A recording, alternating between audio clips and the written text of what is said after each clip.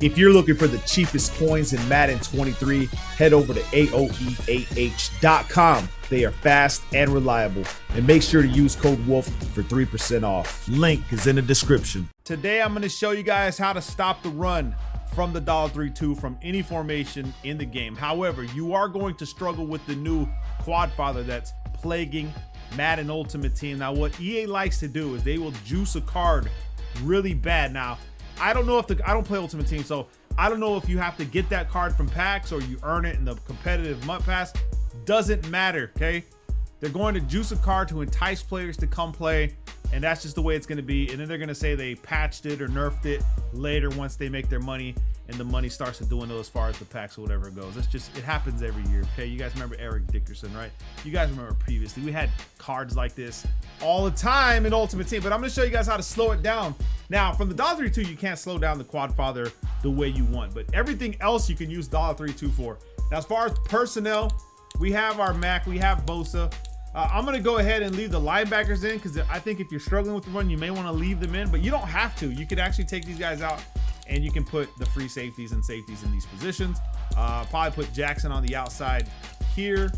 And I'm going to come out in cover 2 man linebacker blitz. And like I said, previously in older Maddens, like last year, the year before, there was weak boxing.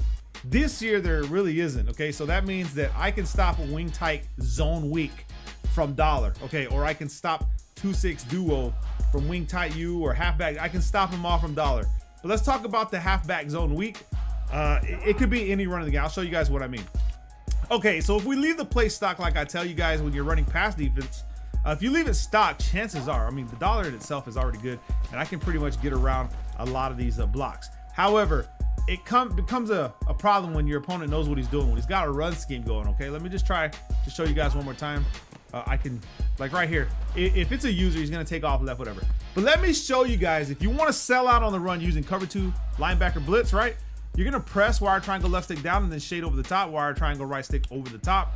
And then we're going to take our safeties, okay? We're going to bring them down like this. Then we're going to press A or X on them and then right stick to the left, QB spies. The way QB spies work in this game is ferocious. It's like, it's been this way for a minute. If you put them in spies and they run the ball, these guys will attack, okay? Now there's another technique and tip that you can try, but you'll see that these guys are already in the box. Although he got free or whatever, you want to maybe pinch the D-line, bring them down. Let me just show you guys real quick. Pinch the D-line, crash them down, bring these guys down into the box, put them in spies. This is what I'll do in every game. I'll shade over the top just in case he passes it in a 1v1 on the right side, okay? You can even back off the other guy if you want, if you think he's going to be a problem. Because remember, we're worried about the run game.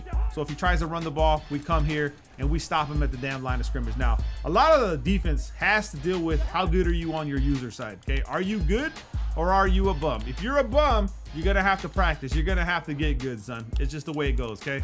Now, like I said, this defensive setup to stop the run from dollar is ferocious. You guys see the spies. They work pretty damn well, and we just stop them in the backfield. It's not just single back. This is like shotgun inside zones. This is going to work on every run in the game, and that's why we utilize spinner as well. However, people are figuring out how to beat spinner, okay?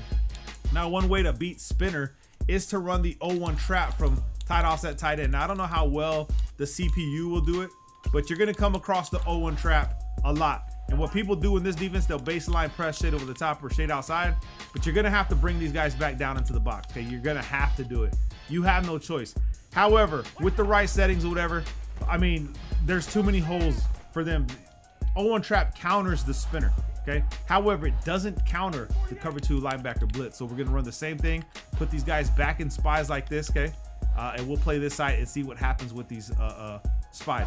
Now, like I said, this is selling out. You see right here, now we're there stopping the 0-1 trap. Let me show you guys an instant replay. Okay, so here we go. The way we set it up, we're on the same side. We think it's 0-1 trap. We're going to put these spies. Now, what your opponent may do, if he's smart, he's going to want to go into the pass play, right? But you want to try to hide spinner and cover 2 linebacker blitz because you want to utilize these spies, okay? So we snap the ball 0-1 trap. Okay, we come in here, the blocker hits us, but look at these guys are free. These guys are free. Look at this. Right here, if I can get to him. This guy's free, shooting the gap freely behind the line of scrimmage for a loss, and it's going to be consistent. So we come back, right? We bring them down into the box. We shit over the top. We come bring them in like I said. Boom. You can try to pinch the D-line, but I would just leave it the way it is, man. I wouldn't like waste my time trying to figure it out. and I'm there. Sometimes you're gonna break free and you're gonna get them. Sometimes they're gonna, one of y'all is getting free, whether it's the spy or if it's you. But like I said, if you try to run spinner, you gotta be careful because this play is not designed to stop 0-1 trap. I guess maybe we can pinch the line and crash them down. Let's just see what we get. A lot of people like to stand back here to try to get a free release to the running back. But right here, there was a wide open gap. If he would, a user, a regular player, would have seen that hole to the right, he's going to take it. And like I said, in online, when you use the spies, they can't. There's a hole right here. I mean, yeah, I guess he would run into this guy. But knocking these guys off balance is crucial. But like I said, people know to use 0-1 trap versus spinner, and they're going to do that. So your linebacker blitz is going to be key. Now, for you people that are struggling, okay, I'm just going to show you guys really quick because you're going to see people running gun monster, which I will edit to that here in a little bit right after we're done here. But let me talk about the coaching adjustments when you're facing the quad father. You're going to go ahead and take your tackling and go to conservative, okay? Make sure that you go to conservative for your tackling. That way, all you want to do is try to tackle the damn guy, okay? You can keep that. You can go to aggressive. Like I said, there's different ones, but you remember, defenders will attempt hit stick tackles for higher fumble chance and a higher chance of broken tackles and fake outs. Now, this one right here for conservative is the increased chances of allowing yards after contact. However, most people will use this conservative because they need to tackle conservatively. And you want a user and try to tackle conservative. The more bodies you put on the running back, the harder it is going to be for him to take down or get more yards. Now, the defense you're going to have to limit yourself to is going to be, if you're in the Kansas City Chiefs, you don't have the 3-4 odd. If you have another different defensive playbook, you can go to the 3-4 odd. But it's more important that you run a 4-3 over and you can run it base. Okay, so let me show you what I mean. So 4-3 over, let's see who we have in these positions. You see how we have Bosa on the outside linebacker here? This is crucial to what we want to do. You can move him, put him back down on the line if you want. Doesn't matter. You have linebackers in these positions. You have Mack and Bosa. You could put them down on the line if you think they're going to play action or pass. That's all up to you, okay? But I'm going to leave them on the 4-3 over and just show you guys that the cover 4 quarters from the 4-3 over is going to be crucial and key for you to stop the run game depending. And I'll show you what I mean. We'll edit to the gun monster so you guys can see what I mean. But let's just try to say he wants to go with I-form close flex. We're going to baseline press, okay? And then we're going to bring the safeties down into the box. Safeties, corners, whoever you have in this position, we're going to pinch the line and we're going to crash them down. This is going to be your best bet for run stopping defense, whether it go left or right. So if he goes right, you'll have these guys in position to make plays. But this is Cook. He's going to get a lot of yards, or not really a lot of yards, but he's going to get to the edge pretty quickly is what I really mean, okay? Now, if you're struggling, you want to bring these safeties a little bit further down, all right? Like this, and you want to shade underneath. You can even spread the linebackers. This is another key thing that you can do. If you think that the run play is going to the outside, this is going to put them in position to make better plays. Now, you see that our coaching adjustment, right? If we left it on conservative, you'll see that the yards after tackle could be, or the yards after contact are something. We can go back to balance. If you feel like it's not working for you in the 4-3 over, you can come back to this and then we'll come back to stretch and let's just see what we get away with. Now, there are going to be times where you don't want to baseline, but for now, we're going to go ahead and do this and spread the linebackers like this, and we can bring these guys onto the inside. So just try to remember these setups. You don't have to pinch the D-line either if you don't want to. It's up to you, but what you want to try to do is just secure the edge. That's pretty much what we're doing. And right there, Bosa was in the way. So I think that's going to be your best bet for the 4-3 over is baseline, press, spread linebackers, and leave the D-line where they're at. Bring the safeties inside these linebackers, okay? You want to bring them inside the linebackers. It's going to be key, crucial to stopping the run game, okay? Now we're in the outside. I'm there with my user, and it's just money. Another thing you can do is you can come over to your man blitzes. Like I said, you got thunder smoke. You can run cover 2 man. This is going to be the same thing. So if they try to run up the middle, you got cover 4 quarters, and then we can come right back to what I was talking about with QB spies from this formation. If all they're doing is running, we can shade over the top, shade outside because we feel like corner routes would cook us. We can shade outside and let's see what they try to do.